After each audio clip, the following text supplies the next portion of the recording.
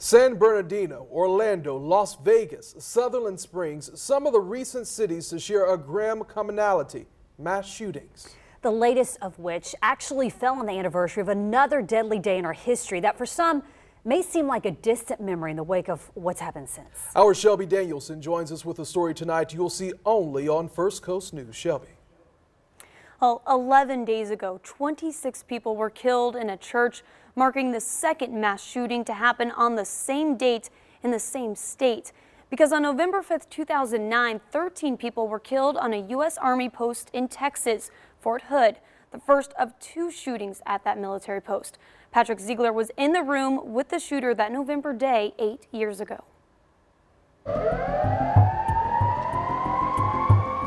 Patrick Zeigler doesn't blame bad luck. It was just kind of one of those things where it didn't seem like a coincidence that I was there that day.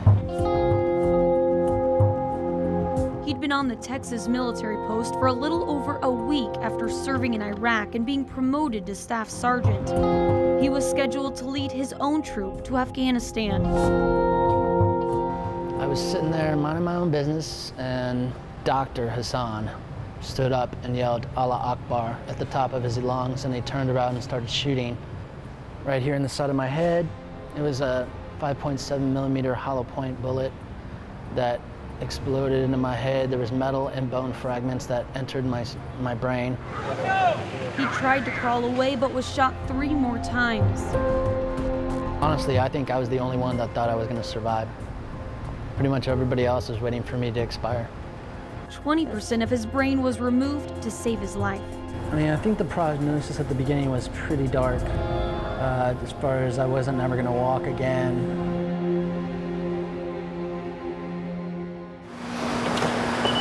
It was a prognosis he continues to defy today. Hey there. 8 years later, Yeah, you got to watch me.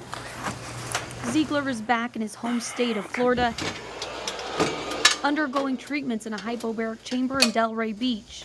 75 minutes, twice a day, 40 sessions, as it pumps 100% oxygen into his brain. This will never come back. I mean, that's just tissue that's completely been removed, so you can actually see how much is missing. Alex Cruz is the reason Zeigler can get those treatments. So we've done his pre-scan, and I'm excited to see what his post-scan is going to look like. Cruz's office has one of 4 3D SPECT imaging machines in the state, able to detect changes in the brain beyond the capability of a CAT scan or MRI. He founded the 22 Project when he discovered he could use that technology to help veterans. His nonprofit funds their therapy here. Patrick is pretty drastic. It's shocking to see what he went through and how courageous he's been in rebuilding his life. 22 Project board member Peter Anderson says not enough is done to help veterans, so he also stepped up. I've never been in battle. I can't fathom what that would be like. The 22 Project hopes the more men and women they can get in here to get treated, the more insurance companies and the VA will take notice of the need of this life-altering measure for veterans like Patrick.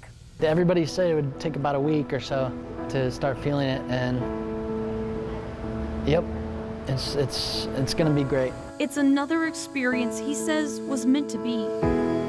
It's just like I said, like I was supposed to be there that day.